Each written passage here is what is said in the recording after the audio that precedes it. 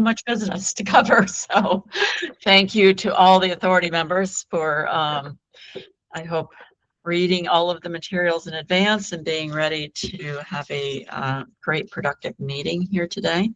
I do want to, yes, officially call the meeting to order for the purposes of the minutes. And I also want to let folks know that my apologies in advance. Unfortunately, I think I've had a perfect record so far, but I am going to have to leave this meeting early today to go to the governor's office. He's the only one that would get in my way of being here for the whole time. So Melissa will be taking over chairing at the meeting a little bit later on after we get through some of the action items, but just I'll hand that baton over later on, and just wanted to let folks know in advance that I will be stepping off before the end of the meeting. And with that, we will go ahead and do the roll call, and we have one new member that we want to welcome as part of that, and that's Daniel Schuster. Daniel, you want to give us, yeah. Daniel's been on other committees and commissions with me. But Daniel, you want to just say a few words before we go through the Sure. roll call? Hopefully you all can hear me. My name is Dan Schuster. I am the Capital Finance Analyst here at MHIC, and I've been appointed to sit on this authority. So I'm happy to be here. I'm just catching up to speed on everything. Not quite there yet, but I'm sure I'll get there eventually. And I'm looking forward to a productive meeting today. Great, thanks. Happy to have you, Dan. Appreciate it. So with that, I'll turn it over to the team to go ahead and do the roll call and officially log who is here for the meeting. Thanks. Thank you, Secretary Flora. All right, so for the roll call, Melissa Archer. I'm here. Julie Sherbutsky.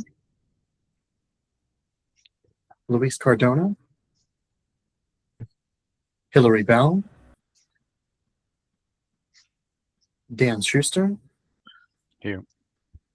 Elizabeth Hughes. Here. Audrey Broomfield. Here. Peter Ramsey.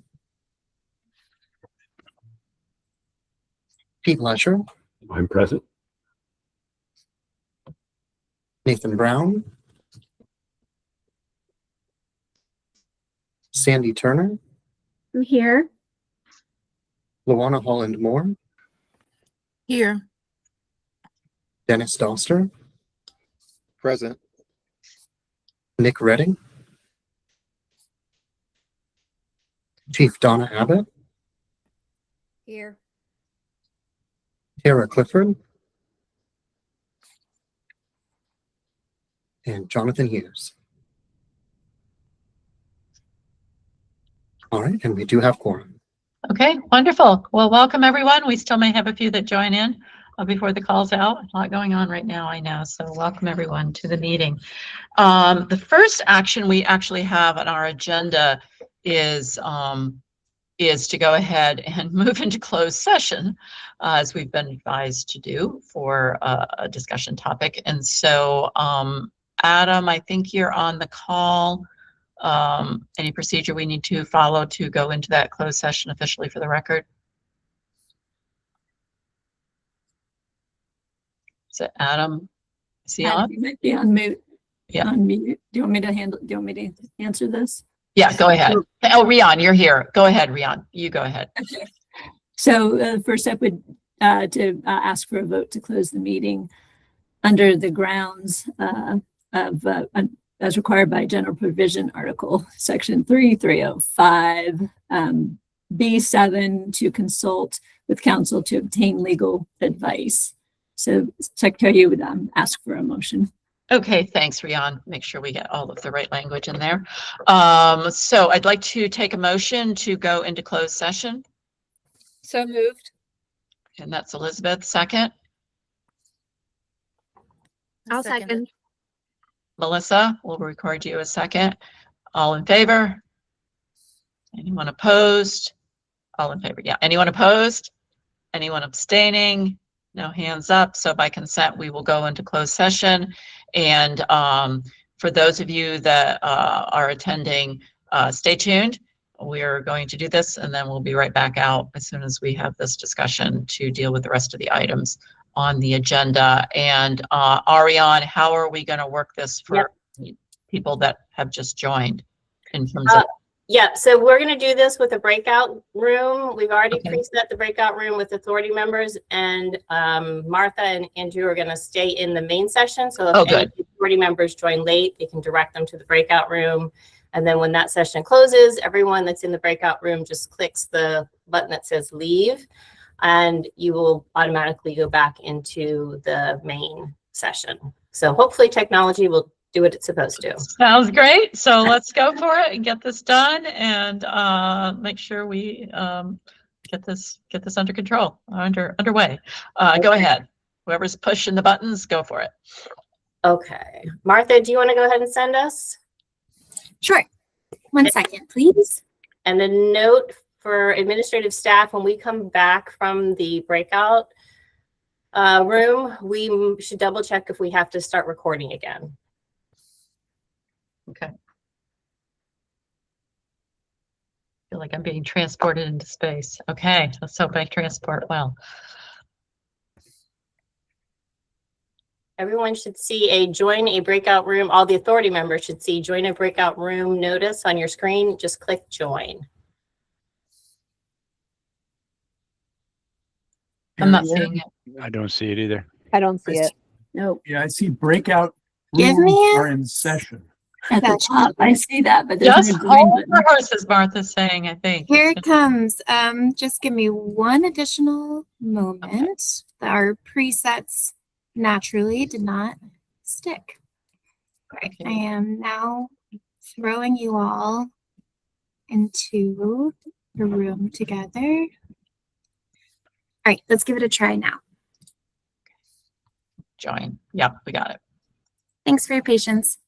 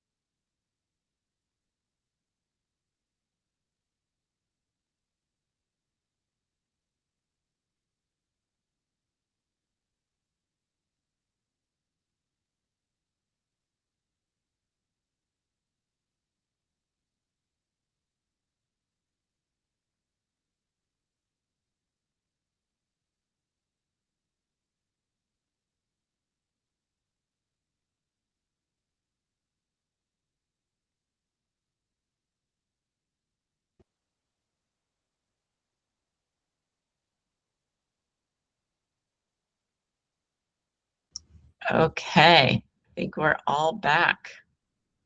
And want to make sure, Andrew, too, we had a couple more joins so that our roll call is reflecting everyone that's on the call. Okay, well, welcome again, everyone. If you joined after we went in, I'm sure the staff apprised you of the fact that we had moved into closed session. We are back into our full open session at this point and back on track with our agenda. So with that, we're going to move forward with the minutes and would like to take a motion for approval of the January 8th, 2026 minutes. So moved, Elizabeth. Elizabeth, who? Second? Seconded. Is that Melissa? Melissa, second. Anyone opposed? Abstaining? Motion passes by consent. Thank you. Minutes are approved. The next item is for me to just give an update and a report. First one's on legislative session, and I know the coalition members will be providing an update on the bill that they've been involved with, but the update on ours is, as you're aware, we put forth a bill this year, specifically House Bill 238, that was cross-filed as Senate Bill 226 to essentially address what had come out of our strategic planning session, and then in our strategic plan, and then the subsequent task force that followed that around the removing of the 50% cap. The bill, as it went forward, everything has moved now through both chambers, and we are now ready for the governor's signature on that bill. So that will be good news, continuing our work to tidy up our house and get everything aligned and in order. And so that's the status, and grateful that we are almost to Sine Die Day, which is on Monday. And the coalition bill has been making its way through also, but I'll let the coalition report on that one. I think the other thing that I wanted to just put forth as part of my updates are around our appointments that we are constantly working on. And do we have, there we go. I think we have a slide specific to that, perhaps. Some of the appointments, do we have that? Yes, we do. Member updates, there we go. Well, we are sadly only going to have Pete for one more meeting, but we always look forward to new voices and new perspective. But as of October 2026, Pete Lesher will be replaced by William Raymond Atkinson as the MACO representative. And so that will occur in October. So we will still have Pete with us at the July meeting. The Senate President's nominee, Chief Donna Abbott, the recommendation to renew unfortunately came after the deadline, but good news is we just keep operating and hopefully get that included in next session so that that's part of our process. And then the House Speaker's nominee, Jonathan Hughes, also was not made in time, but Mr. Hughes will continue to serve until someone else is appointed at the next session in both of these cases. And then we did get the Maryland Tourism Development Board appointee of Sandy Turner and the Heritage Tourism Expertise person, Dennis Doster. Those renewals were approved during the 2026 session. So that's the update of where we're at. Does anyone on the call whose names are here like to add anything or say anything about the status of any of this? Okay, then we'll just keep that update, and I will continue to thank everyone for serving. I think we've got a really great, well-rounded, diverse group of people on this authority, and really appreciate everyone's time and staying up to date with all of our appointees. So thank you, everyone. Next up is an update on our emergency grants that we do process through our executive committee.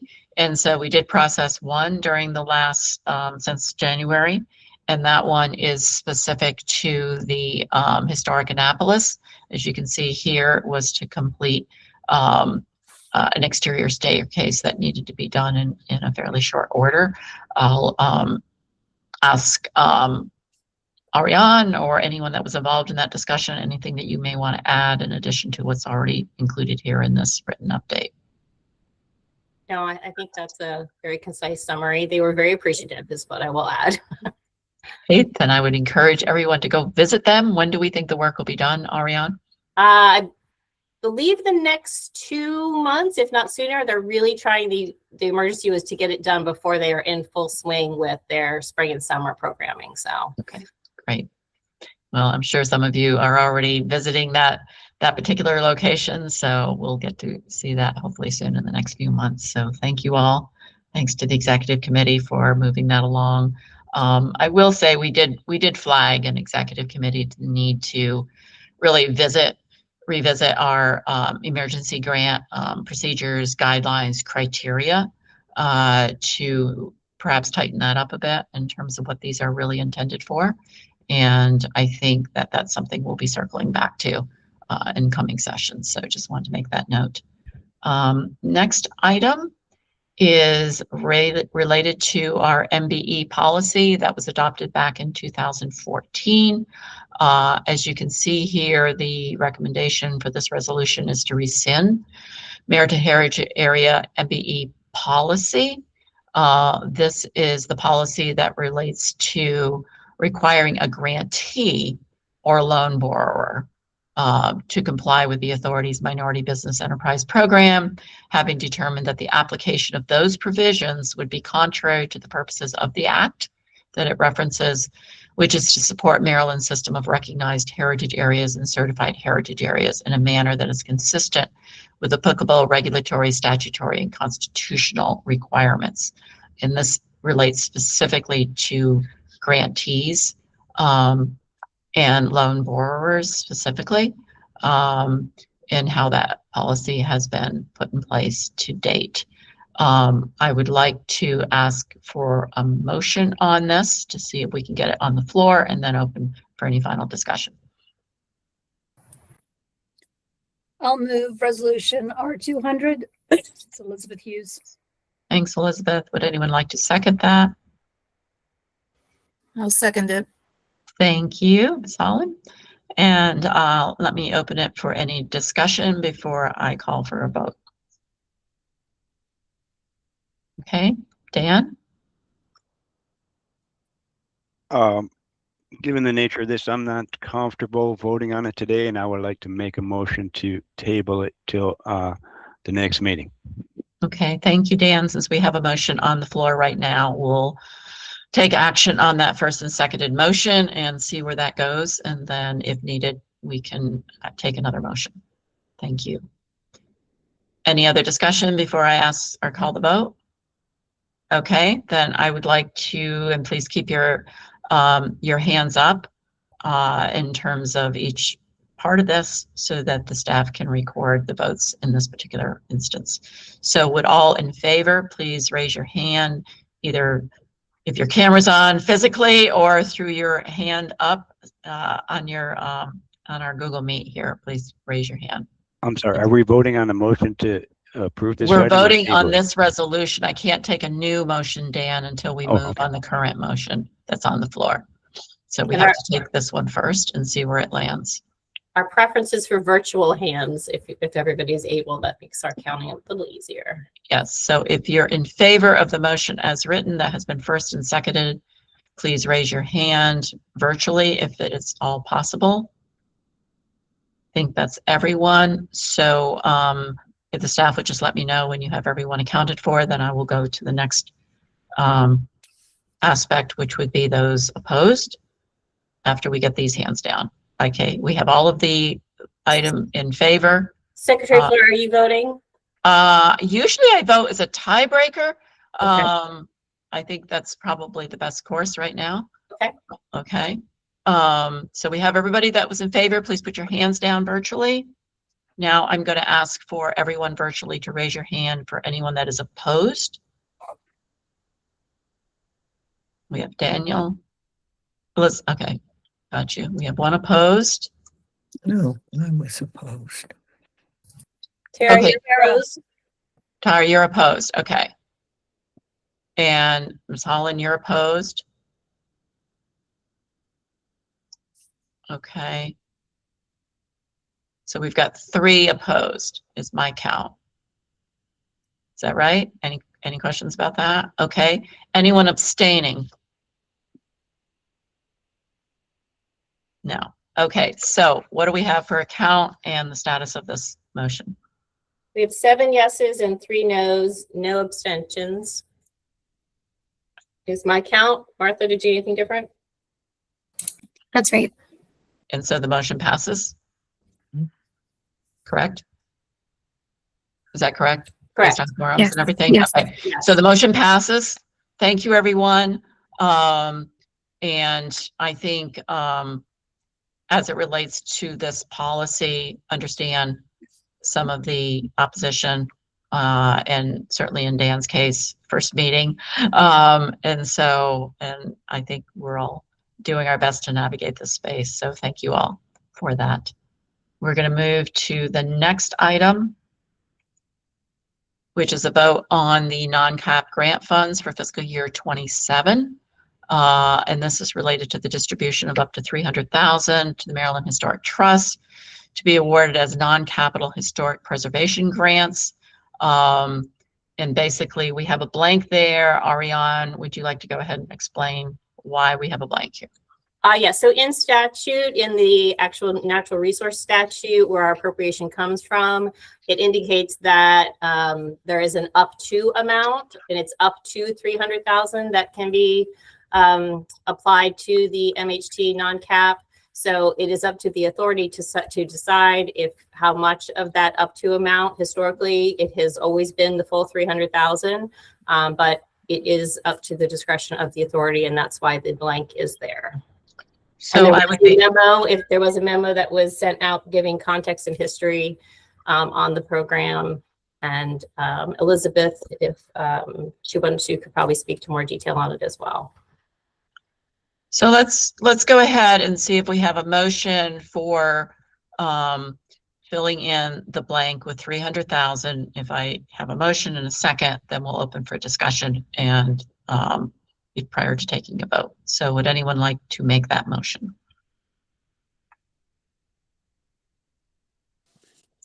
Pete, and Pete, is the motion I'll offer the motion. Yes, as written with the 300,000 filling in the blank?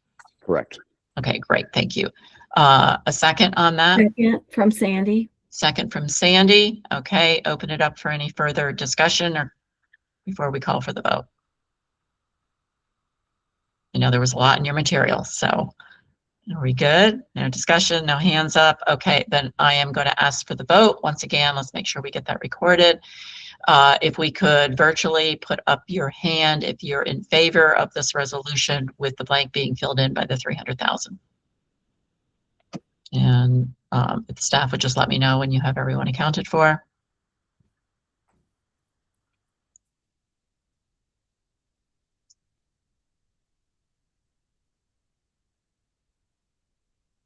Yep, I believe we're good. We're good. Thank you, Martha. Anyone opposing? Those hands get down. Make sure all the hands are down. Okay.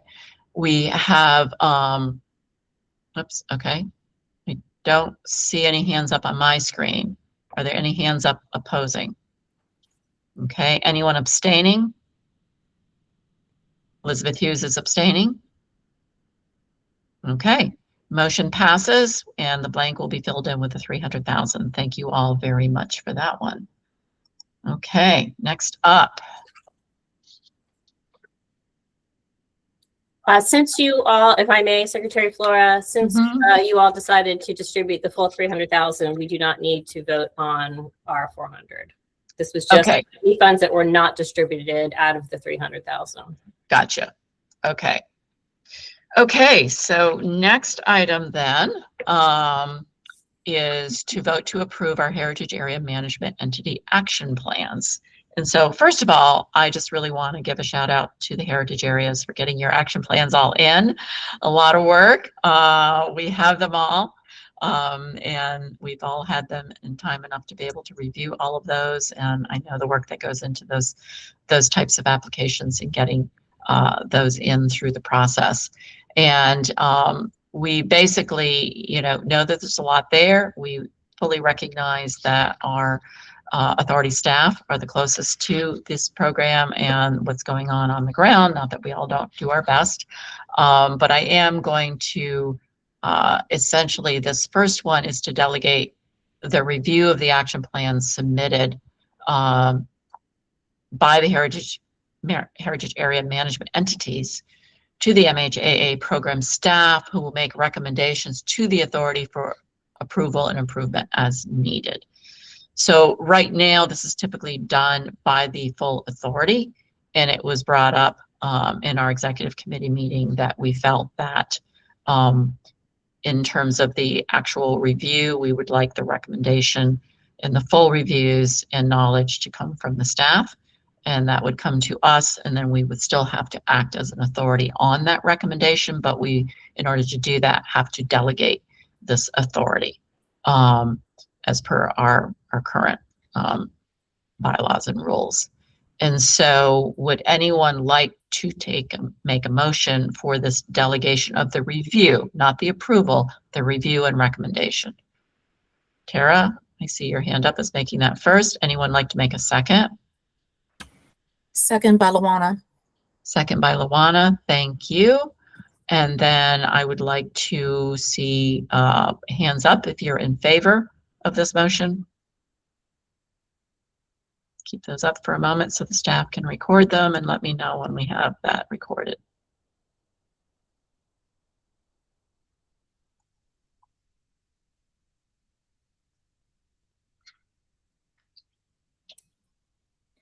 Andrew, if you could jump in just because you're recording the minutes. I just want to make sure that you're able to.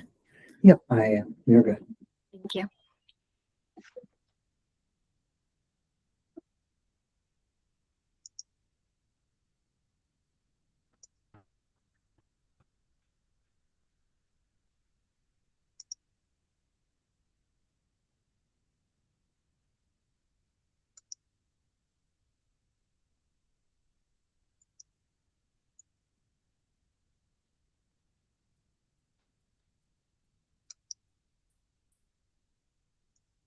Are we good? Do we have them all?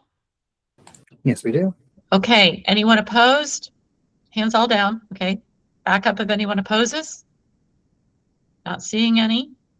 Anyone abstaining from this resolution? Not seeing any. If I miss anybody, always feel free to shout out because we're trying to do the virtual thing here. Okay, with that then, this motion passes for delegating the review of the action plans. And I just really want to assure everyone that doesn't mean that the authority is not reading these and reviewing them. We just know that in order to make sure we have done full due diligence, that we're really going to be looking to the staff to do the thorough review. And so with that, that motion passes. And we will go to our next item, which is actually, in fact, to get into the action plans. And I think at this point, Ariane, I would like to turn it to you because I know that you've been sifting through all of those to give us the report and the recommendation that would then lead to our vote on this. So go ahead. Thank you, Secretary Flora. Happy to. Could you move it forward one side, please? And then maybe we'll come back to that one. Great. Okay.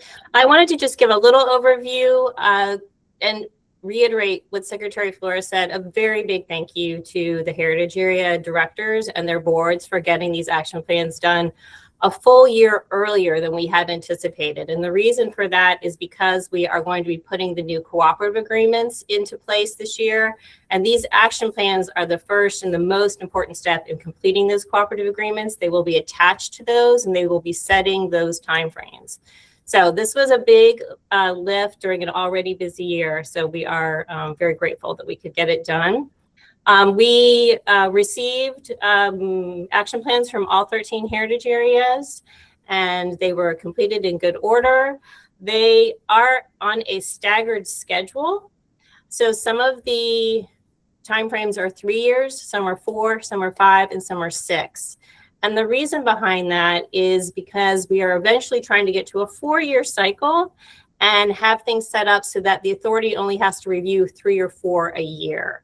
So I guess you could go back to that first slide, and that will show you the previous slide. Thank you.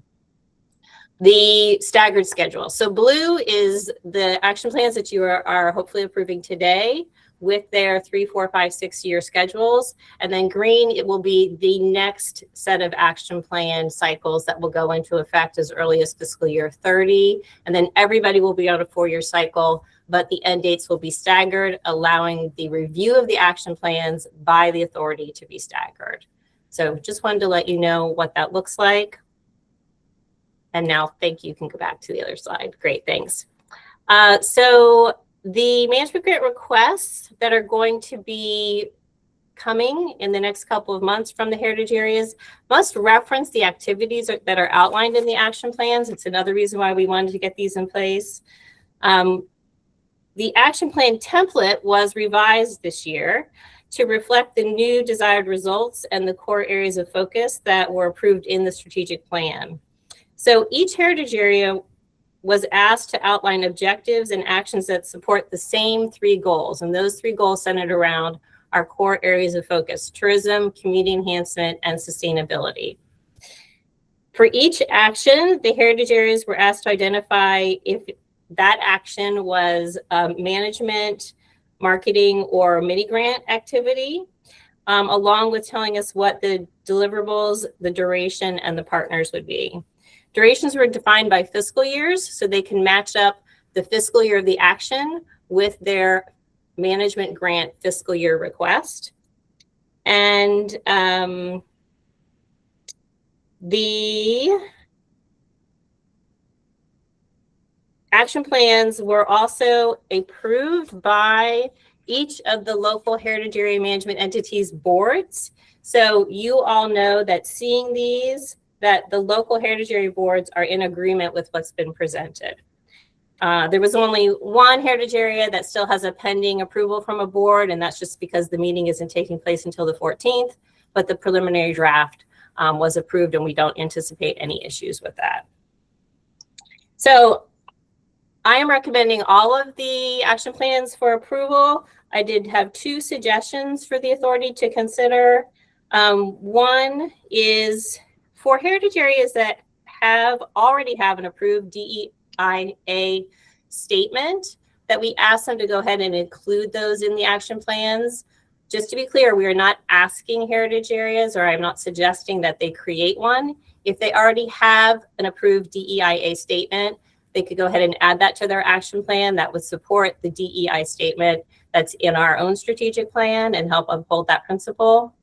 The other suggestion I had is that across the board for all 13 of the action plans, I'd suggest that we ask the heritage areas to include an action that is exactly the same. And that action would be to support the oversight and stewardship of funds and make it crystal clear that the activities in their action plan are rolling up to their management grant requests.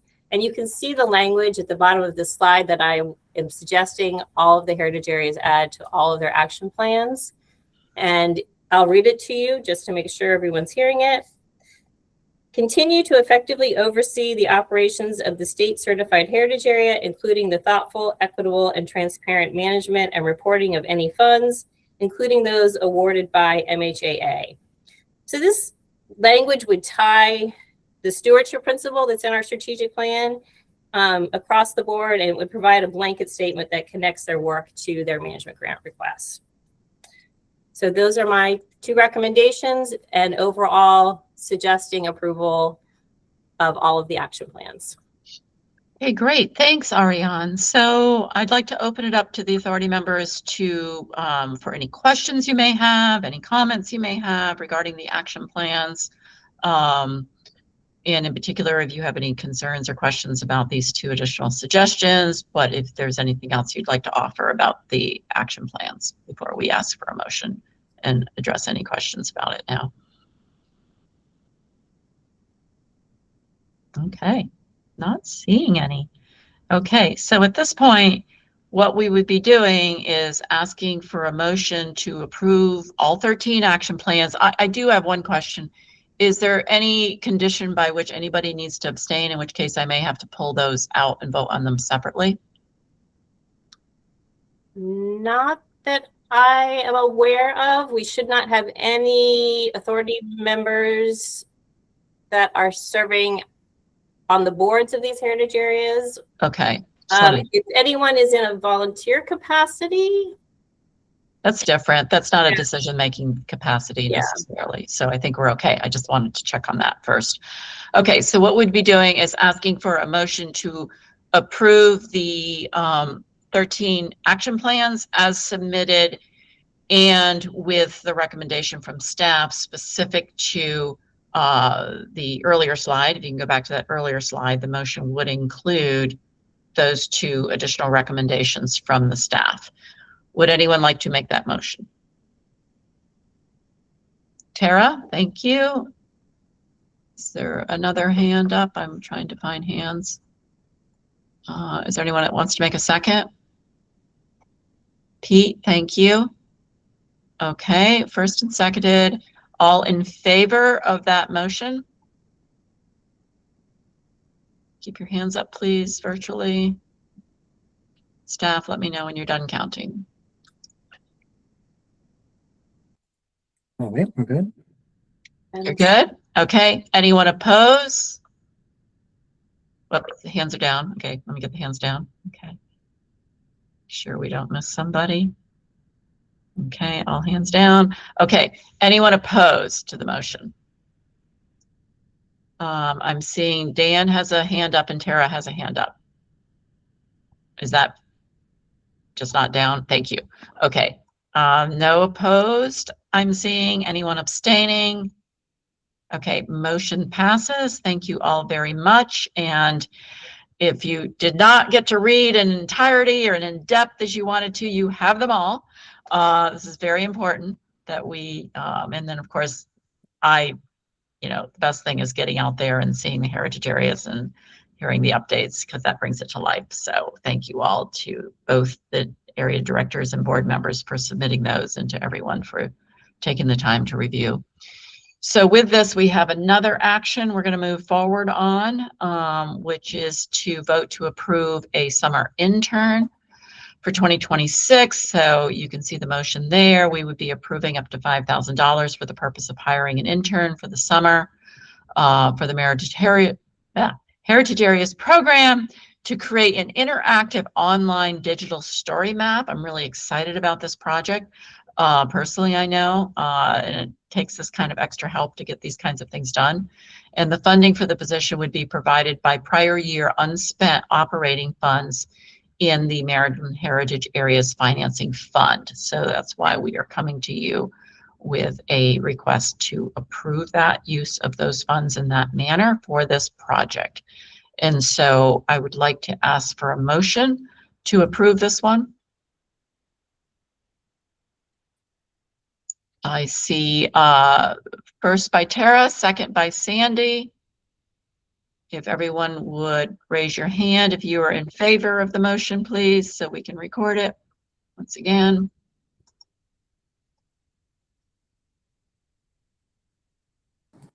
Okay, great. We've got it recorded. Okay, anyone opposed? Hands are still going down, sorry. Okay, hands down. Don't see any new. Okay, no one opposed? Anyone abstaining? Motion passes. Very excited. Can't wait to see this. And I'm sure we'll find a great person and keep updated on how this unfolds over the summer. So exciting. Okay, those I think, Ariane, were all of our action items. And appreciate everyone doing your homework, reading everything, being prepared to allow us to move through that. I am unfortunately going to miss the fun part of the meeting, which is all the updates, because I will be stepping out. Just to remind everyone again, I'll need to step out at some point, and Melissa will take over chairing the meeting. I'll stay here as long as I can, and then we'll move that gavel over. But let's move forward with the management report, and I will turn it over to Ariane to give us all these great updates. Thank you. Great. Thank you, Secretary Flora, and thank you for the approval, everyone, of the internship. We're very excited about being able to get that product done. Okay, my management report will start with the financing fund. The financing fund summary report that was sent out to all of you in your briefing materials shows $237,113.99 in the grants reserve fund and $282,455.87 in the operating reserve funds. For the grant reserve funds, the excess amount over the reserve cap, as you all might remember, you voted a few years ago to set the reserve cap at 100,000. So the excess right now is 113 cents.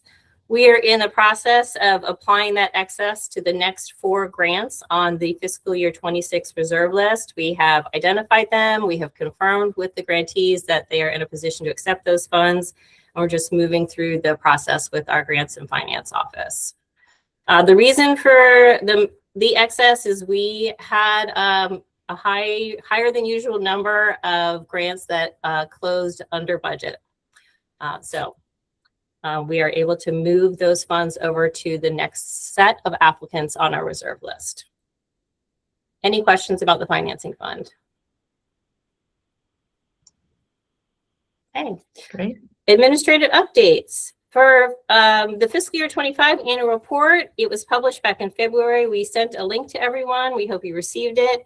If you would like a hard copy, please let us know. We'd be happy to mail one to you. Just send me an email. The next item I wanted to update everyone on is that MHT recently approved title changes for MHAA program staff. My title of administrator will be changing to program director, and the assistant administrators will be changing to program officers. These changes come with no pay increases, and our position classifications remain the same. This was a recommendation that came out of the strategic planning process to help better reflect our alignment with the program and what our actual duties are. The previous titles were a bit antiquated, and people generally commented that they didn't quite understand what we did. So we're just cleaning that up a little bit. Next item I wanted to report was the grant software. So we've mentioned this in previous meetings that we were going through a procurement process to, we being MHT, to be purchasing a new grant software system. The Board of Public Works approved on April 1st the contract with our new grant software vendor, which is UNA Solutions. That vendor received a notice to proceed, and a kickoff meeting is going to be taking place this month. And we're going to be spending the next year laying down the platform for that next software system. It won't go into effect for MHAA until fiscal year 29, because we are predicting that we won't have everything in place until the end of April next year. I could have that slightly wrong, but the short news is it's not going to be going into effect immediately. It's going to take a full year for us to build it and then start to implement it. But that procurement has happened. The other thing I wanted to update you on is we, along with everyone else, went through an audit recently, and there are findings from that audit that are leading us to update the financial spot check policy. So we will be working on that coming in the future. This is an internal administrative policy with MHT, and it's not something that MHAA needs to approve, but we just wanted to make you aware. The last part of my administrative updates is that I wanted to make sure everybody was aware that 2026 is our 30th anniversary year for the program, which is very exciting. And we would like to do something to celebrate. We are looking into holding a reception in October. We're going to be sending out a poll shortly to get the availability of all of you. We're toying with the idea of trying to attach it to your October in-person meeting, but we want to check everybody's availability before we commit to anything. So stay tuned for that, and just know that we're looking forward to celebrating along with all of our heritage areas, along with all of our stakeholders, our grants review panelists, you know, everyone that has been a part of this program that we can reach. We'd like to really be there with us to help celebrate. And that is the end of my administrative updates for fiscal year 26 status of grants. We did provide a grants fact sheet, but I wanted to ask Andrew to just say a few words about where we are with the status of those. Yeah, thank you, Ariane. So again, happy to share that we have been making steady progress on the fiscal year 26 grants.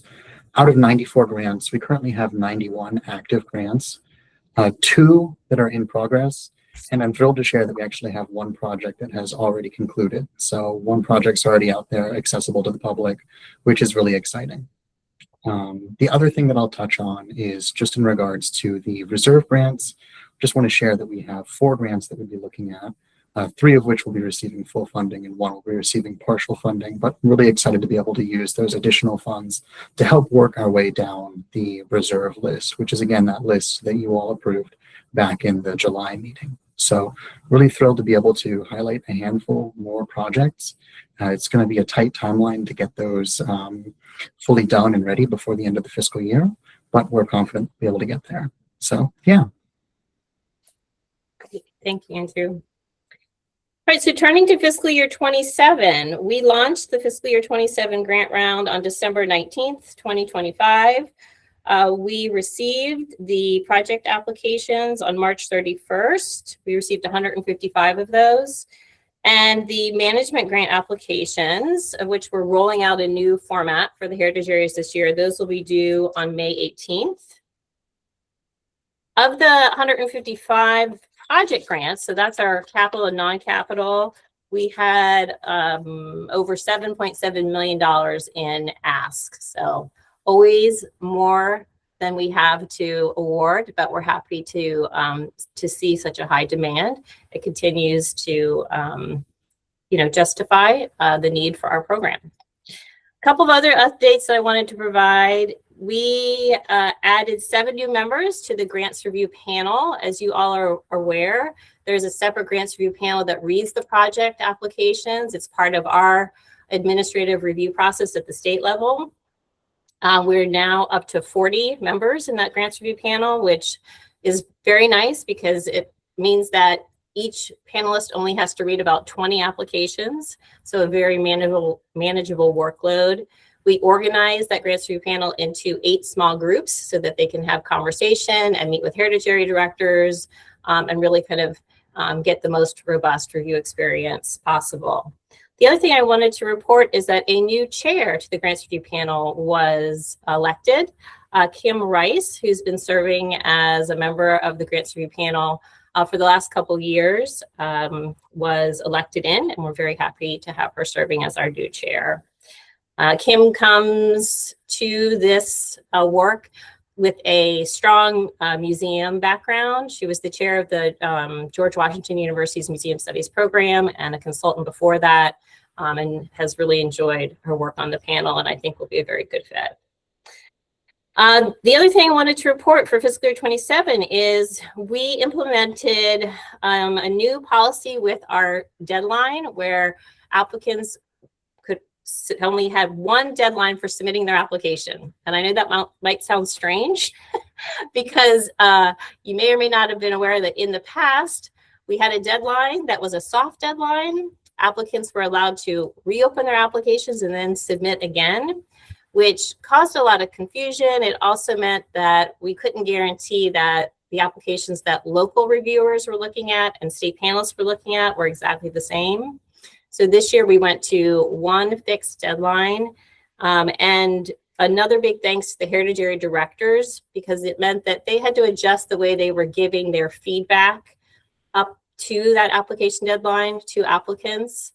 And we really appreciated their flexibility and working with us on implementing it. So per your approval, the management grants for the heritage areas, and I think we can go to the next slide, please. They're being revised for fiscal year 27. So we're going to be combining. In the past, as most of you know, we had management, marketing, and block grants. 3 separate grants, 3 separate applications for the heritage areas, for the management entities. We're going to 1 application, a revised management grant this year that combines all of those activities into 1 application. They can ask for up to $200,000. There's no limits on the amounts that they can be requested between those management, marketing, and mini grant activities. And the other thing we're changing is that instead of 3 payment distributions, we're going to be going to 2 payment distributions. And those payment distributions are going to be divided between getting 80% at time of signing their agreement and then 20% after they submit the final report. The program staff are going to be reviewing the applications and then making funding recommendations to you all, similar to how we do it for the project grants. And we did implement a new review criteria and score sheet for these new management grants that was created to support the strategic plan results that were included in our most recent planning efforts. Any questions about revised management grants? Take a big breath. I think one thing, I think there's a typo on that 4th bullet, 80% at time of agreement. Yes, that's correct. Okay. Okay, that was just Oh, sorry, a lot. amendment. So I'll get into this in a minute. Okay. The way that we are executing the management grants is that the agreement is actually an amendment that's attached to the cooperative agreement. Okay.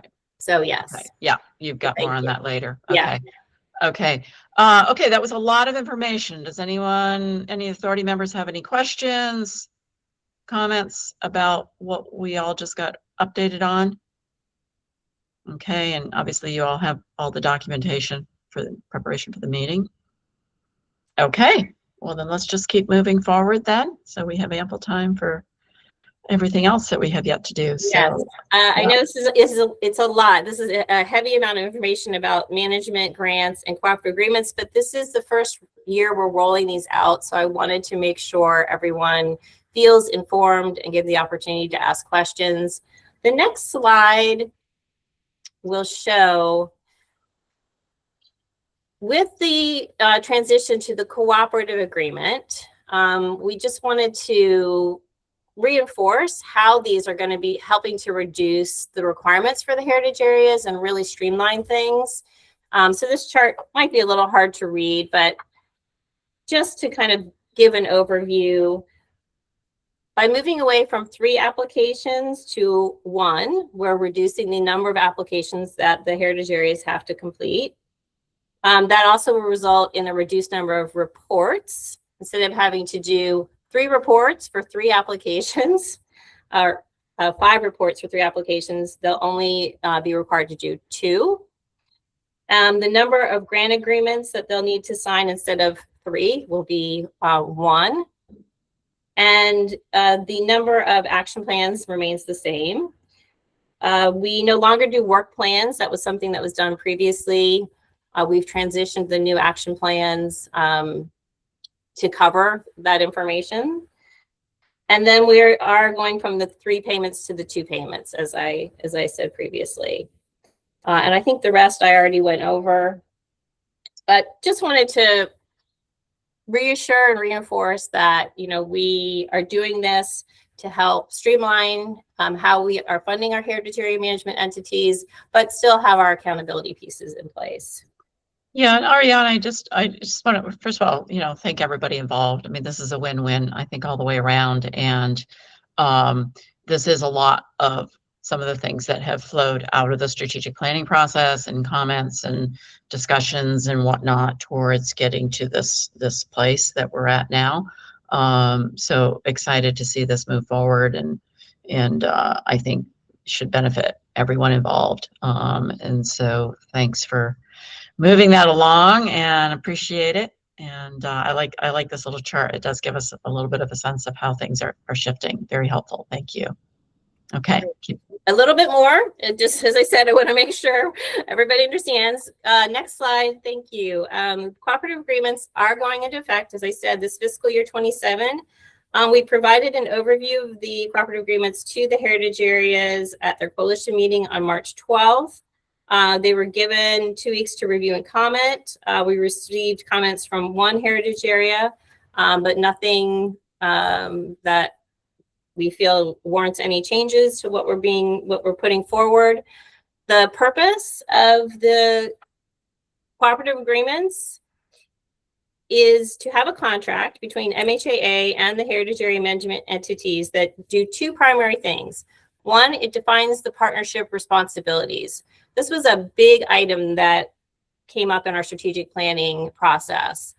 A request to clarify roles and responsibilities. So this document will do that.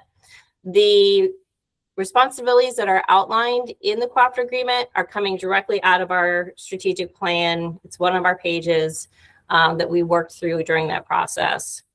The second purpose of the cooperative agreements is to enable the heritage areas to apply for annual management grants. So the cooperative agreement allows for that possibility, and then they have to complete the management grant application to receive that funding and to enact that funding. An amendment gets attached to the cooperative agreement each year that they receive a management grant.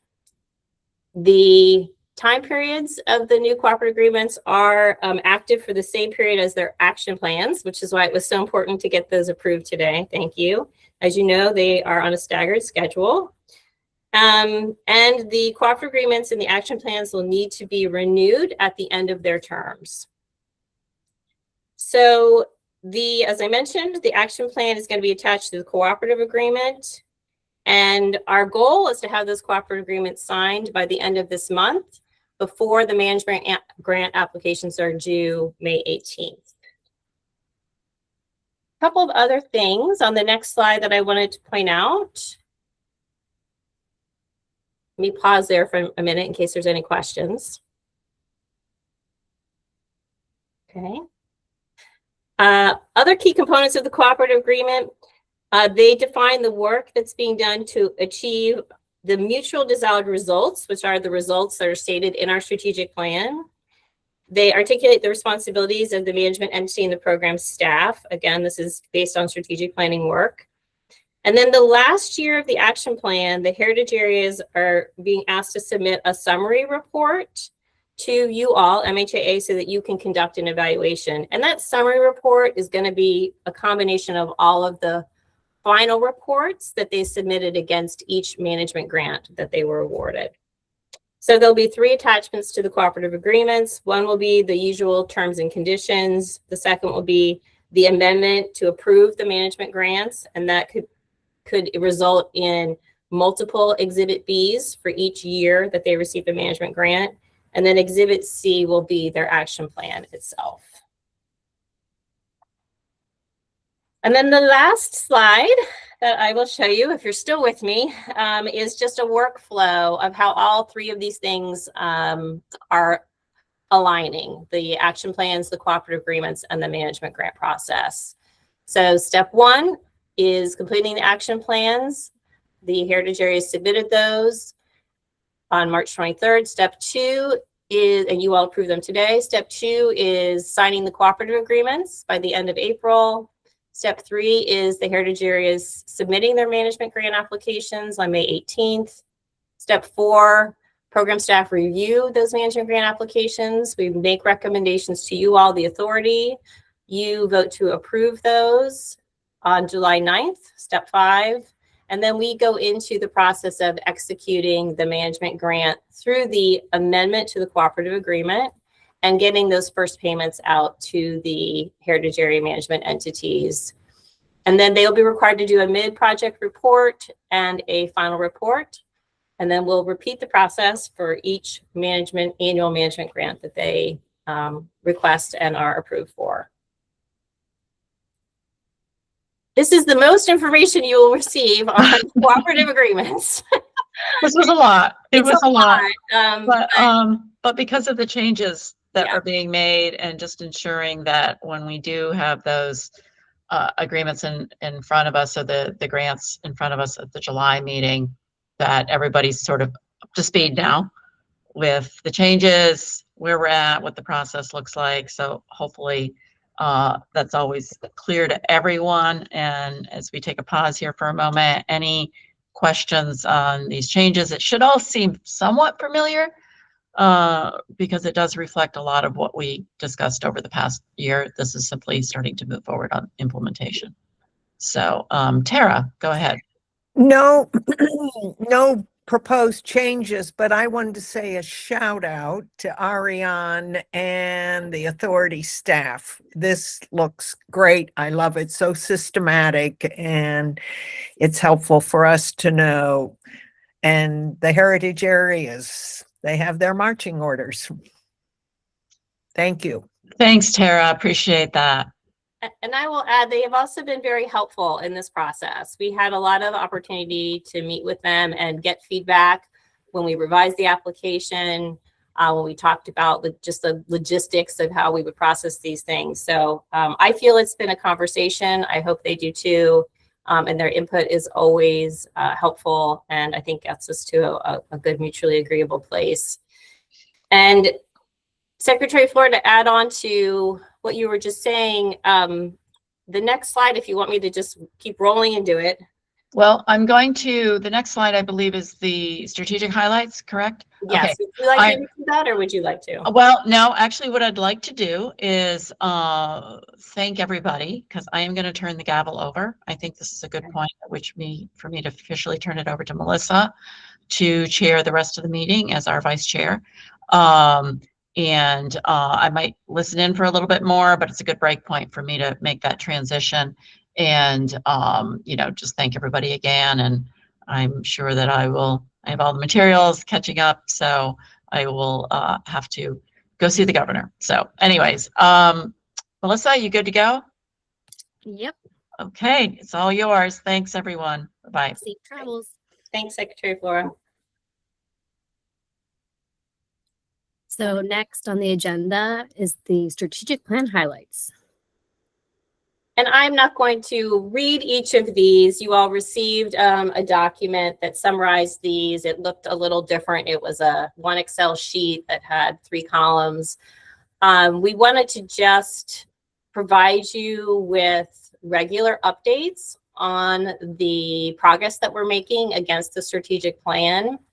And the plan that we devised with Secretary Flora and Melissa was that at each of your quarterly meetings, we would highlight for you the items, the most recent items that have either been completed, are in progress, or are ongoing. And we've had the most activity under priority number 1, which is related to the grant making. We just went over a lot of this. We updated the grant documents to reflect the new core areas of focus.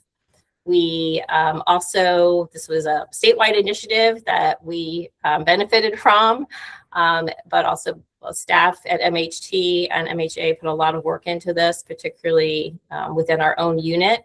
A shout out to Brenna Spray, who helped us enormously with this, making our documents accessible online, screen readers, and so forth. And we implemented the single submission deadline, and we adopted the policy for how MHA will grant cap and match requirements if they're removed from the statute, which it sounds like they're going to be. So we will wait until sign and die for that. Other things in progress is removing specific grant caps and corresponding match requirements that again would result from the statute change, and collecting impact data. And then we continue to do our usual technical support and selecting of grants through panelists. And I'll add, just under ongoing with technical support, we did a fabulous in-person training session this last January in conjunction with the Heritage Area management entities on the Eastern Shore that had over 100 attendees. I unfortunately was sick that day and missed it, but others can attest to its success. And we were very happy to have that partnership. It was done in conjunction with the Rural Maryland Council, as well as Preservation Maryland. And we had some other agency representatives there as well. So we're going to be looking for more opportunities to be able to do those kinds of partnership info sessions collaboratively. Priority 2, the next slide. We also are making good progress. We have completed 3 of the 12 tactics in this area. This is related to getting resources to the heritage areas. This is all about the cooperative agreements, the action plans, and folding those allowable marketing activities into their new management grants. Talked about 30th reception that's in progress, and ongoing, we continue to support the coalition in their pursuit of increasing funding, which I hope we will hear more about that during the coalition report. Priority 3 is all about refining your governance and operational process. We had 2 items that were completed for this priority: developing the action plan evaluation and renewal process, and presenting the proposed administrative statute amendments to the legislature, which we've already talked about. And then we have a few items that are in progress and 1 ongoing. Under priority 4, enhancing our messaging. A lot of these activities we will be working on more in the future. Our focus these last couple of months has been on making the adjustments to the applications and the cooperative agreement. But we did restructure the annual report this year, which hopefully you all had a chance to look at, and we'll continue to tweak that. And the others are in progress and ongoing. And that is it.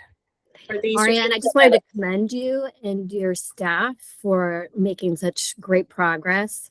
For all of the authority members and our new member, just to remind everybody that our strategic plan was approved about a year ago. Is that May 15th? May 15th. Yep. And already you've done so much in just the past year. So great job. I really appreciate the report to show where we're actively making progress and kind of what's next. As we don't want this to just be a plan that sits on the shelf. We really want to implement it. So great job. Thank you. It is a team effort for sure. So thank you to everyone who has contributed, from the Heritage Area directors to staff internally to others. We appreciate all the support. All right. Now on the agenda is open discussion. If there's any new business or member announcements, this is just kind of a place for any of the authority members to bring up anything that we didn't touch on earlier.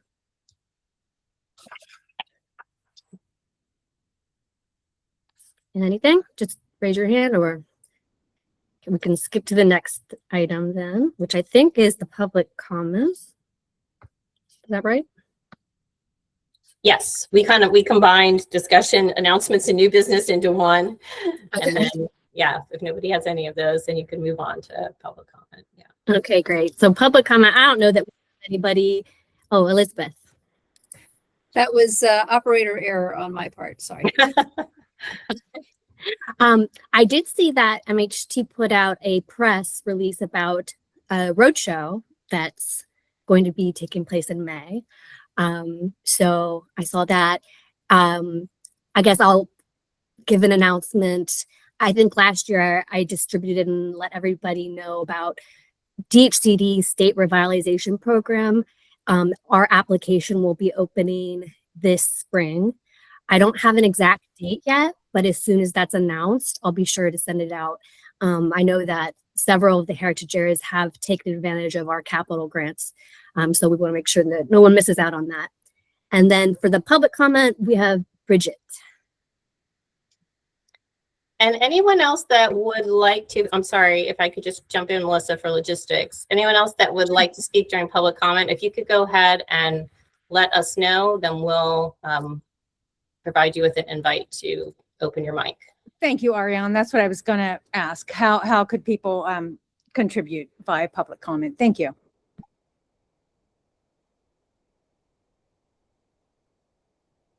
Bridget, while you have an open channel, is there anything else that you wanted to add?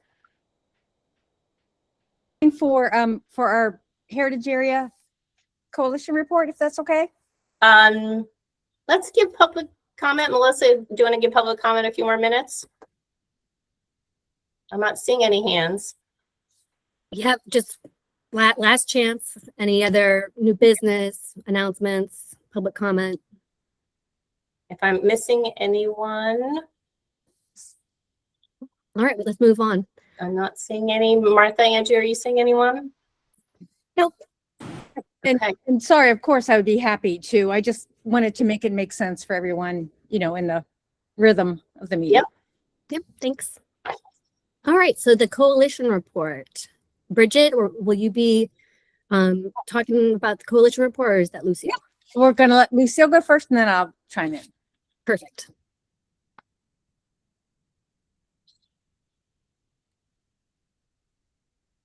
If Lucille's available. Lucia might be on mute. Oh, let me see. Hold on. We might have to. Lucille, that could be our fault. Sorry. Hold on.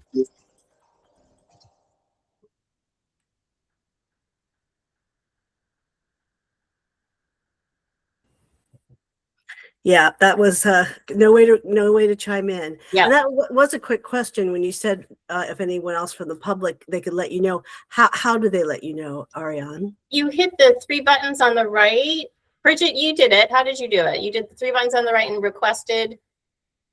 I just raised my hand. You just raised your hand. Yeah. But you were able to do that. We're not able to do that as a rule. So we'll figure it out. I just want to make sure in case there is public comment that you actually have access to it. Everyone should be able to raise their hand and then we'll be able to. Okay. Oh, allow good, them Liz, to you make can their raise yours. Good. So that's something maybe we need to clarify moving forward, just so people know that they have access in that way. Okay. That would be great. So thank you for putting this picture up. There's a lot to update you all on, but for those of you who don't know us, I want to, for those that are new, I am the executive director of the Southern Maryland National Heritage Area that covers Calvert Charles, St. Mary's, and Southern Prince George's, and a co-chair. We have 2 chairs of the Maryland Heritage Area Coalition. The coalition is 13 of the heritage areas, and we are your advocacy arm. We are in many ways, essentially the program. We're the boots on the ground. So a lot of what we do is to make sure that this program moves forward. And also I'll talk about increase in funding. All right, so let's start with a happy news. This 250th year, the Maryland Heritage Area Coalition came together as a statewide entity, and we worked with Preservation Maryland, Maryland Center for History and Culture, Maryland DNR, Maryland 250, Maryland Foresters to bring this to light. We were the ones that helped all of the counties select the sites for this important initiative. For those that don't know, the Maryland Liberty Tree is the only Liberty tree that can be planted that's authentic. And I'll quickly explain. I promise not a history lesson, but it's kind of exciting since this is our 250th year. The original Liberty Tree was in Boston, and it was cut down when the British invaded Boston to try to quell the rebellion and ground into dust. This is all from the launch in Annapolis. So when they tried to quell that, the rest of the colonies decided to choose a large tree under which to meet in honor of that. Maryland was the only one who had the foresight to make an exact DNA copy, and this was through DNR and a remarkable forester named Champ, who was able to do this. He's great. So we made an exact copy, Maryland did, of our Liberty Tree before it was felled by Hurricane Earl in 1999. Ours was the last one standing. So if people are planting a Liberty Tree, the only one that is a actual exact DNA replica of a Liberty Tree is Maryland. So all over the country, if they're planting real Liberty trees, it's a Maryland Liberty Tree. Just a shout out to Maryland. So here you see Ariane joined us as well. We were all very glad also Elizabeth Hughes could come. I don't know, Hillary from DNR, if you were there or if others were there, but we were really appreciative of the support. It was a great event. And so this is one of the things that this coalition does and the heritage area programs can do. And these celebrations are going to go throughout the year in every county and the city of Baltimore. We're maintaining a Google Drive of all the events, the dates. We'd be happy to communicate those to you all so that you have that. I can do that through Ariane just to make it streamlined as we move forward, because in your counties and in your areas, you might want to attend. And what's really wonderful about these individual events is each one will be representing different aspects of not only what makes Maryland special, but also how Maryland contributes to our national dialogue. And so that includes all aspects of Maryland history, not just revolutionary. So we have, sites that reflect our indigenous history, our African-American history, our descendant population and resistance history, so there's just a whole range of sites and stories to be told. And that's what we do as a heritage area. And all of us, just so you know, we are all independent organizations with our own boards, our own compliance. And so it's a working relationship as we move forward with the MHAA and trying to align some of what you all need in your timeline with what our boards need in their timelines. To that end, thank you for showing these pictures. I think there's I did have one of the logo moving. I don't know if that's able to be shown or not. It's like a little video. If not, don't worry about it. But as I said, it was a great event. Gotten that one. Sorry, Lucille. That's okay. No big deal. Thanks for putting those up. You can take them down if you want or leave them up. So again, we would like to thank all the hard work, as you all have said, that is being done right now. We know that the intent of the cooperative agreements and the intent of the management grant applications and the action plans, I know that the intent is to streamline, and we do appreciate that because our workload is intense, not only complying with what MHAA would need, but also complying with our own regulatory situations within our own counties and our own regions. We appreciate that. We do feel there was a disconnect between, we were on a task force and we thought we had agreed to something and it turned out to be different than our understanding. Again, the reason we bring this up is just to figure out a way as we move forward that we can have better communication and clearer understandings that come out of, say, a task force, that we really understand exactly what we are agreeing to. And maybe there's a way we can clarify that. We want to make task force as meaningful as possible. We'd like to be included in that process. We thought the task force process was very helpful, but then we felt what came out of it was different than what we anticipated. So we just want to make you aware of that and think of ways that we can continue to streamline. And again, in terms of communication, since we're not really able to come into these discussions, when you're discussing what you were proposing there, Ariane, things that we will need to comply to, it is also hard that we're not able to comment in real time to say, oh, we have a question. Do you mean this by this? What do you mean by that sentence? That's really interesting. We all have to comply, with financial oversight. So that's an interesting statement. We would love to be able to have a contributory conversation, which we're not able to do in this kind of format. And I appreciate the acknowledgement. We appreciate the acknowledgement of the hard lift of the 5-year action plans. We did our absolute best to comply with what you all decided that you needed. But again, just so you know, we are independent organizations with individual strategic plans that do not necessarily directly align with your required action plans or your cycles, although we do try very hard to do what we can to make sure that it is in compliance with what you're asking for. We also want to thank you for being so responsive, our administrators, the administrators of the program, regarding some of the problems with the new grant portal. I know that you all are working on fixing that. So we want to acknowledge that and thank you for doing that. We're still trying to work out that grant portal. Technology is great when it works, but now onto a very exciting aspect, another one other than the Maryland Liberty Tree Project. We are the advocacy arm of the Maryland Heritage Area Program.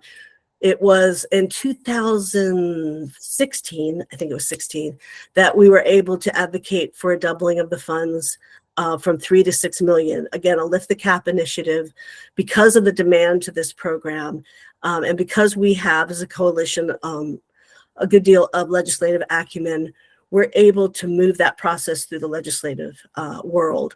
And so we realized, and as you all note, the amount of grants requests we get in far exceed our granting ability.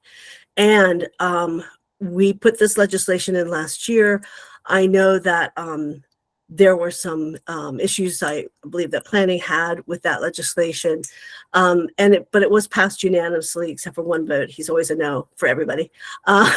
He's just a predictable no. But we decided it was very important, and it got a veto because I think we know why, but we won't go into that. However, this was very important legislation to be put in again, and with the support of all of our legislators.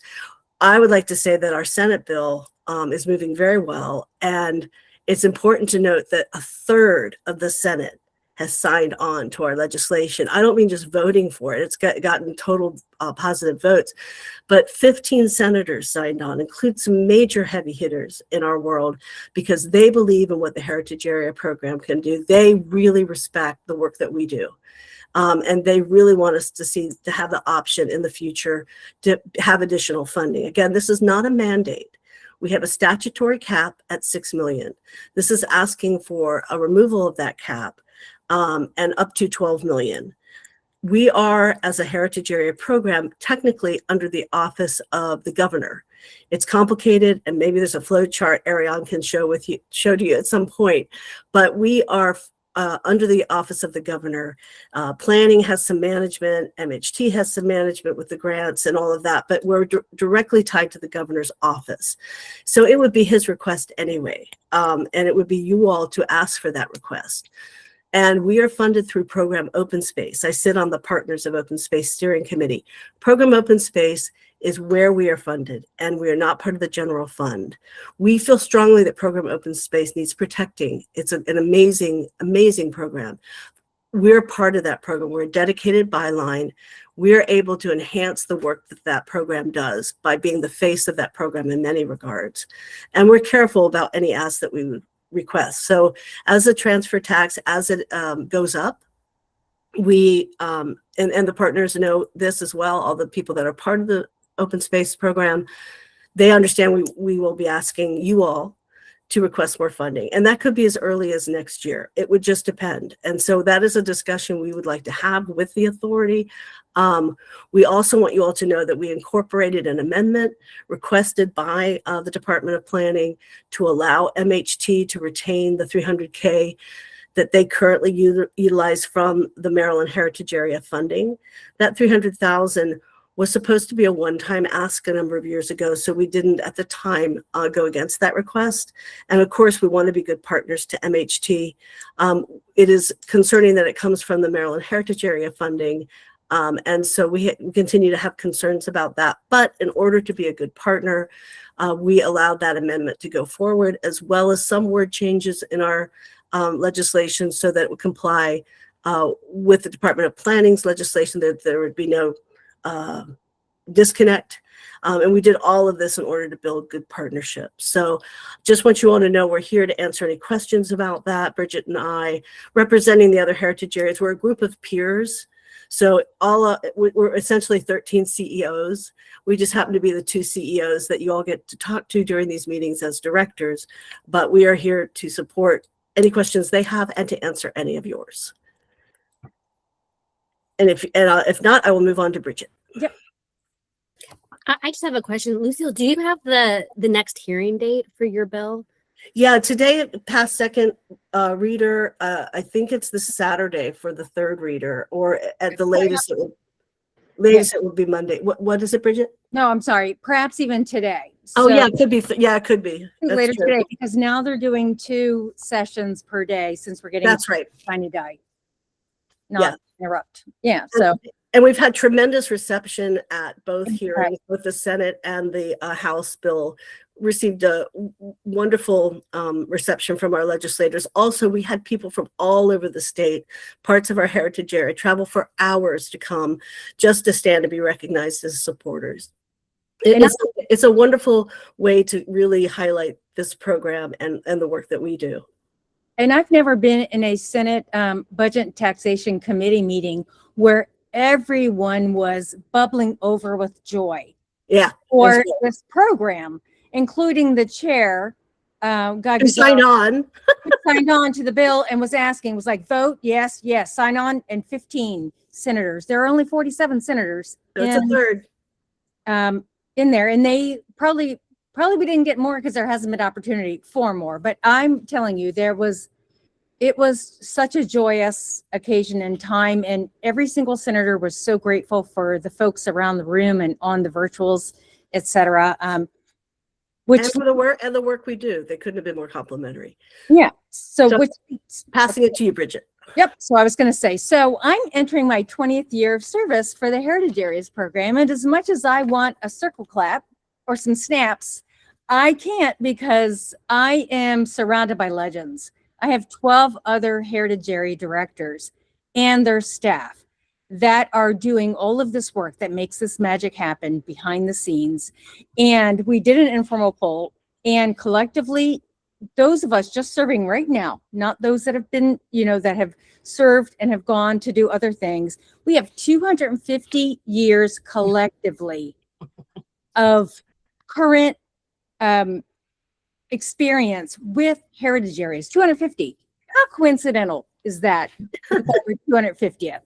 That we have 250 years. And this is the boots on the ground. These are the folks that are every day going out, making things happen 365 days a week, all year long, for this program. And they're the ones that are contacting these legislators and also working with the partners, close partners, museums, cultural centers, et cetera, to really make this program, make it the difference that it is, not just within the state of Maryland. I think it's a hallmark program within the state of Maryland, but as Lucille has always said, we're only two. I believe PA is the only other heritage area program. So we are actually a national gem.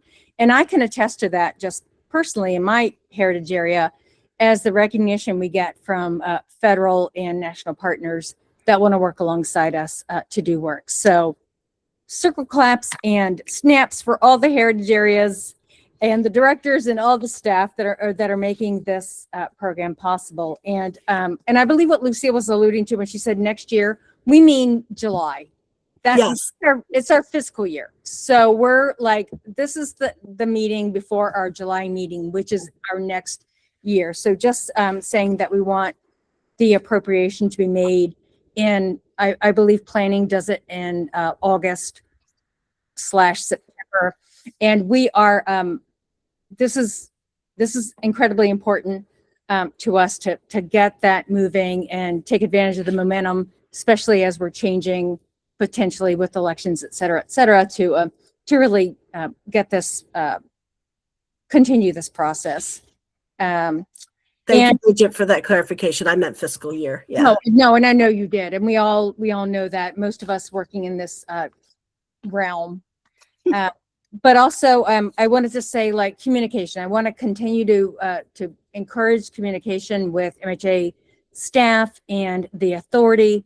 There were things in the meeting today that I wasn't aware of, that the heritage area directors aren't aware of. I heard MHT 300K details sent to MHA. We didn't get that information. So, I mean, I know, having been around for 19 years, I was here through the process, but it would be so helpful for all of us to have the information so we're all able to share with one another and communicate on the same level. I also heard executive committee meetings or their minutes. I mean, we don't know, like, we want to just be able to promote each other and support one another and just all have the information. I also don't think that we had all the agenda material, like the resolutions, and apologies, Ariane, if that was sent. We get so many emails, and especially this is our crunch time with helping our partners with technical assistance for the grant applications, et cetera, doing great things like Liberty True Project, Banner Project, prepping for MACO in August and MML in June. It's a lot to keep up with, but we would just like to be included in on all that conversation so we can all be kind of on that same plane, that same level. I also want to ask if we can get a copy of this PowerPoint from today so that we can, move forward with, making sure that we all have the same information. And also, I want to share with you something. The coalition meets every 2 weeks. We meet weekly during legislative session. We'll now be going perhaps into every 2 weeks. And our next meeting will be April 27th. And we would like, in spirit of communication and wanting to know more about the authority, because most importantly, we want you to be proud of being a part of this program because it is amazing. It is stellar. And we want you to be involved and be a part of that and know as much as you can. And we know that these 4 times a year, 1 hour and a half meeting, 2.5 hour meetings, whatever they are, isn't quite enough time for us to share all the goodness that is being done throughout the state. We want you to be proud of the time that you serve on this board, not it just be a checkpoint. We want you to really understand and be a part of the successes that we are experiencing. So we are having a meeting on April 27th. October will be our in-person, but April 27th, we'll be having a meeting and we'll send that, the virtual, and we'll send that information through Ariane and invite you. And we would also like to invite you, if should you be so inclined, monthly interaction with the authority. Communication is always a good thing. And we think that we could all benefit from just really all kind of kumbayaing and just really sharing the heart of what has made this program so great. And as Ariane has said, celebrating 30 years. I mean, that's huge. I mean, what program lasts that long with this extent of enthusiasm and prosperity? So throw it back to you, Lucille. Nothing. Thanks. And Ariane, I know that certain information about our meetings is published online in advance. Can you remind me about, is it just the agenda? So we are only required to send briefing materials to authority members. We don't post them publicly for everyone, but as a courtesy, we send appropriate materials to the Heritage Area directors. There are some documents that are executive privilege just for the authority members that the Heritage Area directors do not receive. So we send what is appropriate. What has historically been shared is usually the agenda, the finance report, any highlights or updates. But if there is a specific memo related to an action item that is written directly to authority members, then the Heritage Area directors or the public do not receive that. I would just add that we've always previously, I would say, having been here going on 20 years now, we'll take it back a while. We always received everything. It was always like a copy. And I understand perhaps if it's a memo, but I don't know that we got the resolutions. And you all have a lot on your plate, Ariane, and you and Martha and Andrew do an amazing job. And especially with everything that we've had to add to our plates this year. I also want to add this last bit of time is when we were like especially buried with us trying to provide technical assistance to our partners in addition to everything else that we were handling as well. So grace granted on all of that. Just going forward, if we could just all share the information, because we get the information in the meeting. So it would just be nice to have whatever can be It just shared. keeps us in the loop and helps us be able to contribute. Like if there's a question or we notice something or we can answer something, we can do so. As we said, we're the programmatic end. So to be considered. Yeah, we're not trying to be contrary. We're just trying to be informed and helpful as we move into the 30th year. Thanks. And then as for the executive committee actions, those are reported here in the public meeting. It depends on what the executive committee is convening for. When it's an emergency grant, we've just been reviewing those through email. And an executive committee member can request an in-person meeting, which I think then would be, posted publicly and with a link.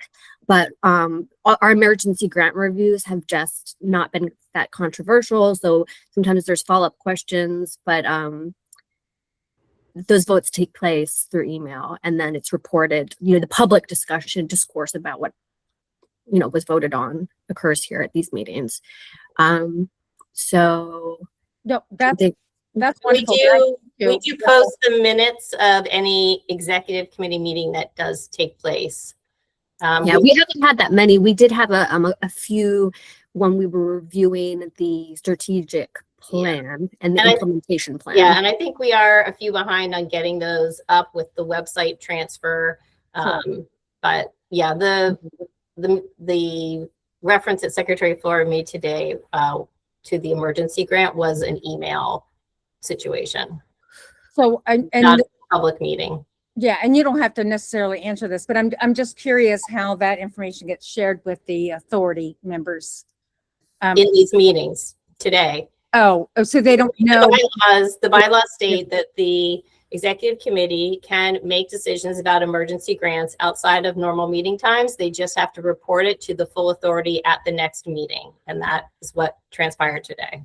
Yeah, I was just curious if any other conversations and how that's articulated. I thought there was more. Emergency grants is the only thing that the executive committee has the ability to decide on their own. Anything else has to be brought to the full authority. Perfect. Just in order of us, just in terms of communication, we will send a link to our coalition meeting. We hope that as many authority members who can participate, we would love that. We'd love to hear about the work you do as well. It would really be important, I think, to us moving forward as a group, and particularly with the questions that we have. Yeah, and I think that was the intention of the whole creation of the program back in the 90s that we're going to be celebrating here at our 30th anniversary, is that we were state agencies joining forces with local nonprofits and organizations to work together for this greater good. And I think we've proven that. And I'm so proud of everyone that's involved in all respects to this program, because I personally think it's wonderful, and that's what we're trying to achieve. Thanks, Bridget and Lucille. And then Lucille, I think you're next up with your Southern Maryland Heritage. Y'all have seen too much of me already, but I'll be real quick. There's a video I sent a link to. I'll let it play.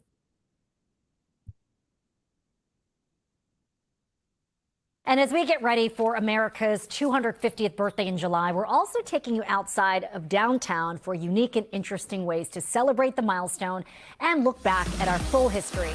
News 4's Tommy McFly has more in the scene. That's one of the incredible parts about our area. So much history all around us. Here in Prince George's County, Upper Marlboro, we're at Darnell's Chance Historic Site and Museum, built in the 1740s, and it's just one stop on the Southern Maryland National Heritage Area. They've got a passport encouraging you to go check out historic sites all around our area.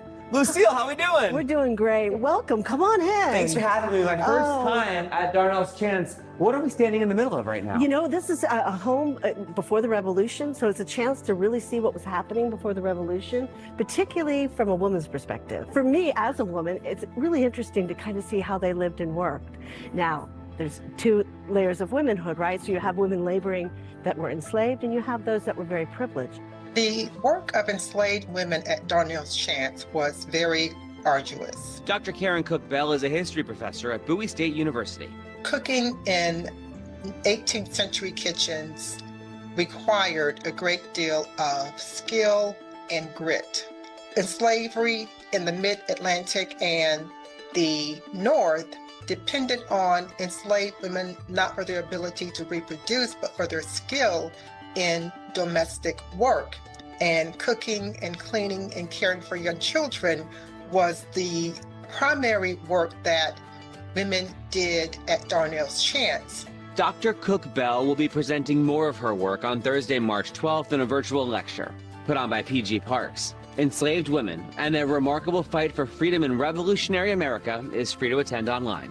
At Darnell's Chance, like all of the sites on the Heritage Area Passport, there's so much to explore. They still had a lot that they had to answer to and figure out on their own. And this is a great site to learn it. And the passport takes us all around the four-county area of Southern Maryland. When you look at our passport, 15 sites throughout this peninsula, you know, we're surrounded by 1,000 miles of water. That passport is a great way to keep track of all your visits, too. But what is a heritage area if someone's not familiar? Oh, very good question. Heritage is about who we are. Heritage, history by its very nature has already happened, right? Heritage takes history into the present and into the future. Darnell's Chance, just one of the spots on the Southern Maryland National Wait a Heritage second, Tommy. Area. You can't leave without your stamp. Oh, gosh, that's right. Every site has their very own custom stamp. Just one of the reasons to make your way all around the Fort County area. Thank you so much for this. Absolutely. You take care. In Prince George's County, I'm Tommy McFly, News 4. Thanks, Martha, for playing that. Yes, and a shout out to Brandon, our program outreach specialist at the end. I thought he was charming. But the reason I wanted to have this played is to show, again, the different work that we're doing in our different areas. This is a new program, the Passport and Stamp Program for the Southern Maryland National Heritage Area. For those that don't know, we're both a national and a state heritage area. Our state boundaries are Calvert, Charles, and St. Mary's. I wanted to make that clear. Our national ones include Southern Prince George's, where this is. But it's an amazing program that's connecting 15 sites, original sites that we chose. We're going to be adding to that. And it's also provided an opportunity for not just qualitative, but quantitative data. Our sites are being able to count an uptick specifically related to our passports and the promotion we've been doing on this passport program. So they can know that people are coming, and then they can also are seeing an uptick in gift shops. So we're collecting all that data right now. So that's an opportunity for our region to really get a handle on how to connect. Again, that's what we've tried to do, right? The regionality, and try to bring all those stories together. And that's what this passport program is doing. We really appreciate that NBC4. We get all the press that we've gotten, which has been tremendous, has also been free. So we're really amazed by the response. We're not having to pay anyone to do this. If you want passports, we will bring them in October. And the other quick update I wanted to let you all know is that we're in the middle of doing our master plan for our national heritage area. We are the newest national heritage area. There's only 62 in the nation, and it's a required step with the National Park Service. We're completing that, and we just heard that Senator Van Hollen will be available. So June 22nd, Senator Van Hollen will be coming to our region, to the Thomas Stone National Historic Site, which he is a signer of the Declaration of Independence. We're going to release our plan to the public at that time.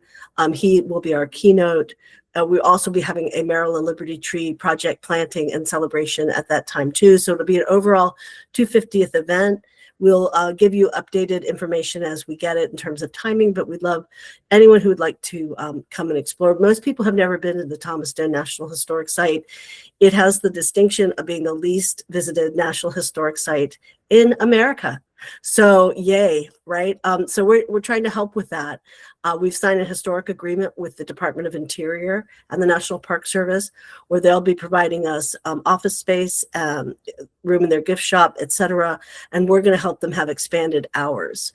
They are only open half the year and only Saturdays and Sundays. And so we're going to be able to help them expand their season and more days during the week. So it's a mutual partnership. I'll let you know more information about that later. You've heard enough from me today. There's a lot more other people here that need to speak. So hope you enjoyed the video. Yeah, thanks, Lucille. And I'm excited to get myself a passport. Shantae, you have an update for Baltimore National Heritage Area. I absolutely do, and I'm very pleased. This is a project that took over a year with Danielle spearheading it, and it was a project that was called out of a board meeting about how do we demonstrate the quality and the quantity and the work that we do with our partners. So this is a product that is going to be released. This is the first, I don't know how many we sent over. I think that there's 4 of them that are brand new, and we will release 11 over the next year. It's based upon GIS. And so it is a fabulous way for people to see. I won't say fabulous, I guess that's a weird word to say, but it's a way to see the impact of our heritage area.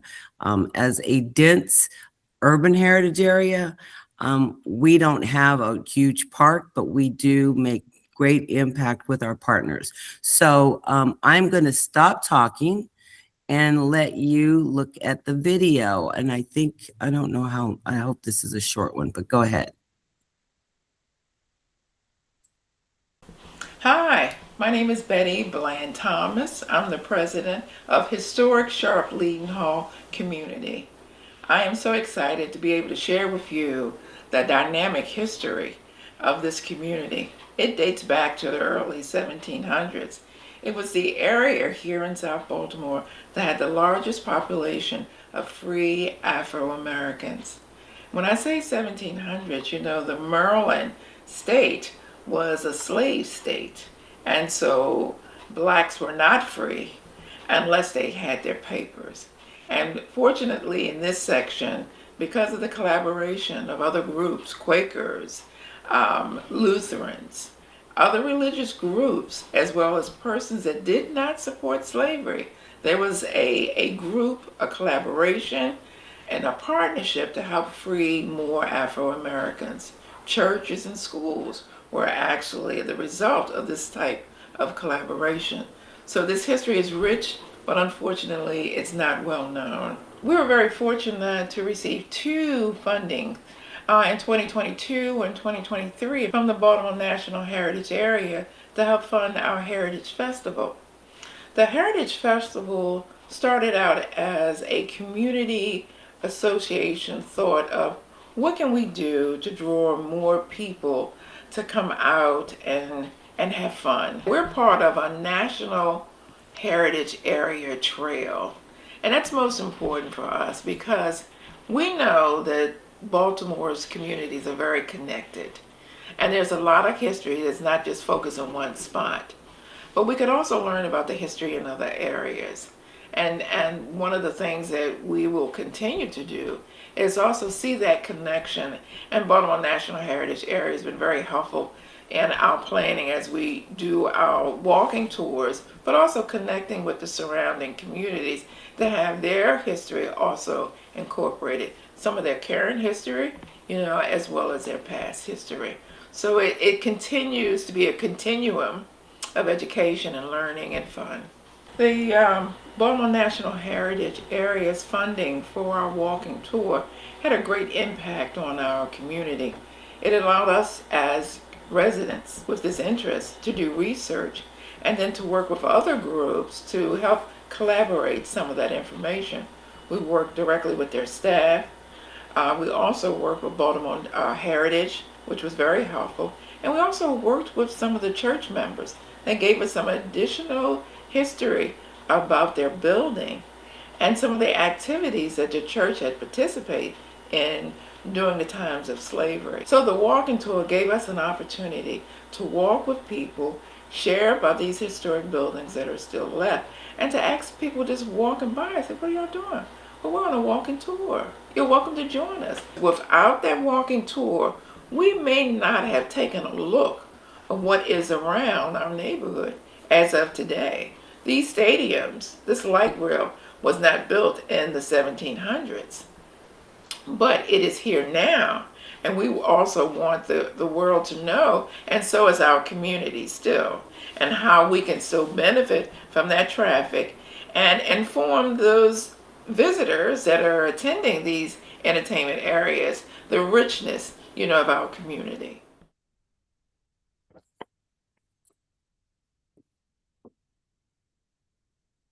So, in the conclusion of that, because there's 4 of them, we only did 1 of them. There's more, and we've got the rest of them on YouTube.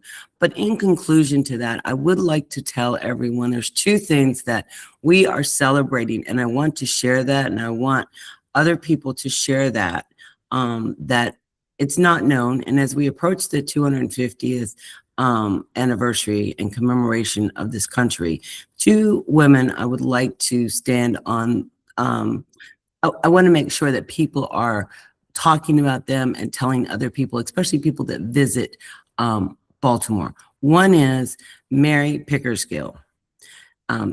My colleague Megan really hates me to go on this, but Mary Pickersgill is very important in America 250. She is the woman that we celebrate who actually sew the flag that we say allegiance to and that we use as our patriotic symbol across the world. When people see the American flag, then they know who we are. I'm not sure that people care right now, but I will tell you that that is our symbol.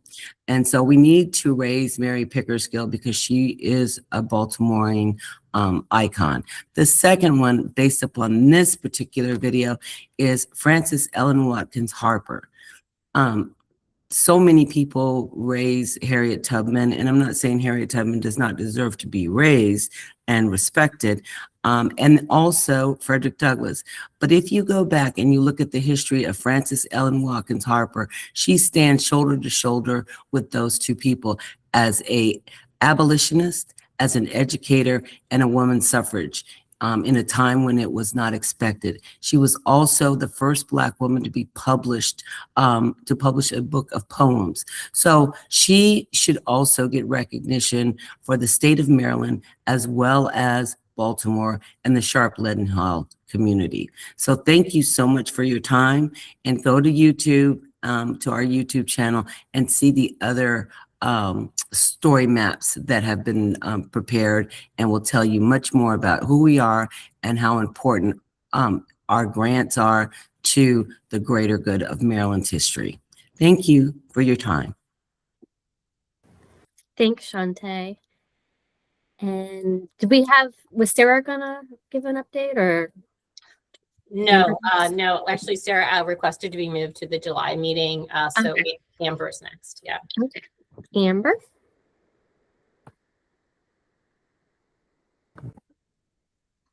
Good afternoon. How are you guys?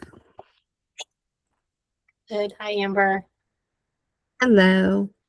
All right. I just wanted to give you guys a couple brief updates.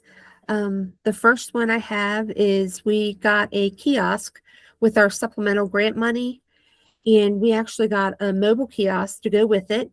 And we did some outreach trying to get a program started with the children with the Heritage Kids program.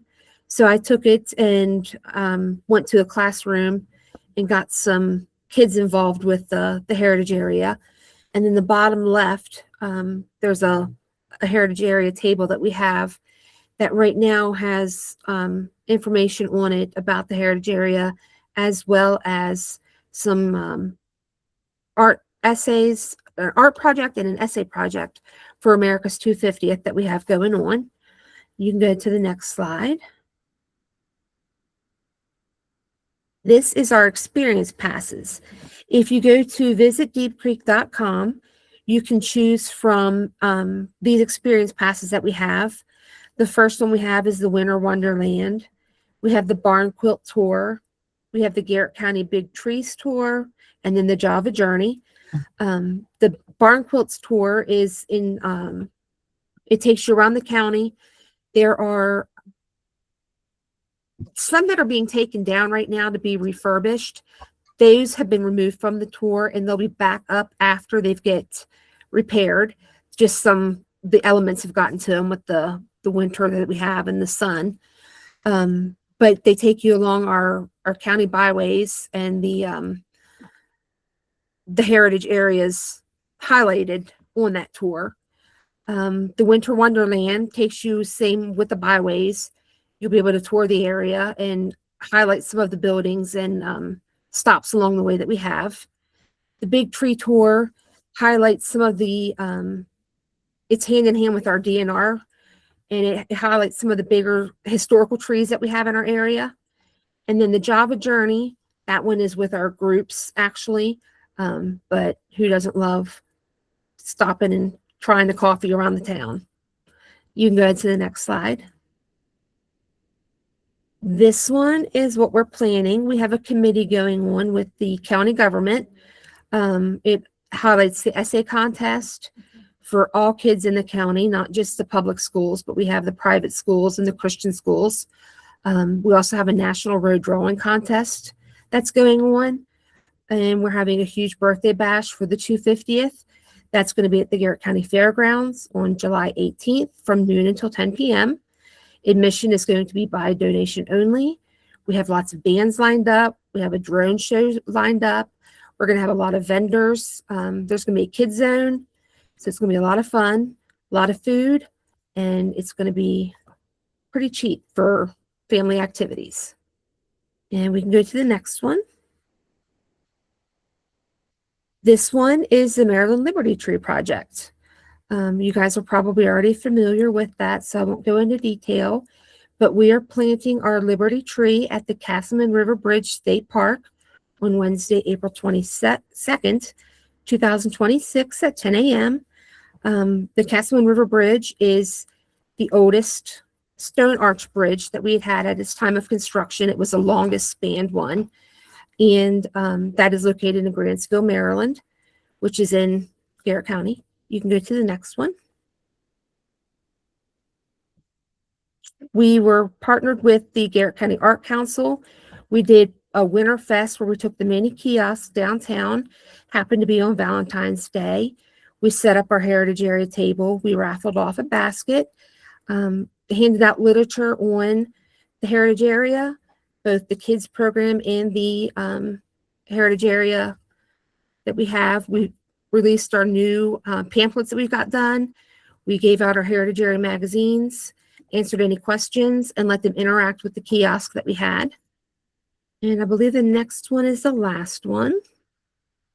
This is our Peggy Jamison Heritage Preservation Award. It's in the third year. We gave this award in honor of Peggy Jamison, who helped establish the Heritage area. She was the chair of our board for many years, but it's given to a person, corporation, or business or nonprofit that's dedicated exemplary commitment to preserving the rich heritage of Garrett County.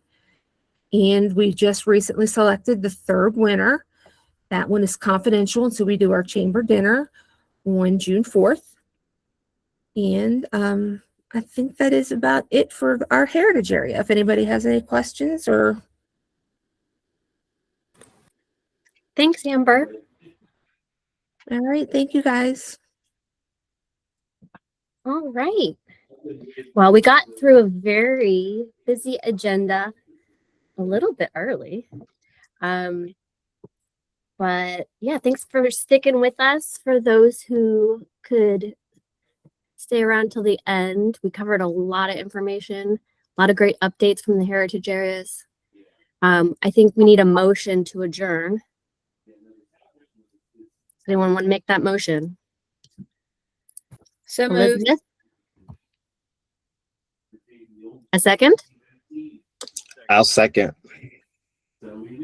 Dennis seconded. And all in favor? Raise your hand.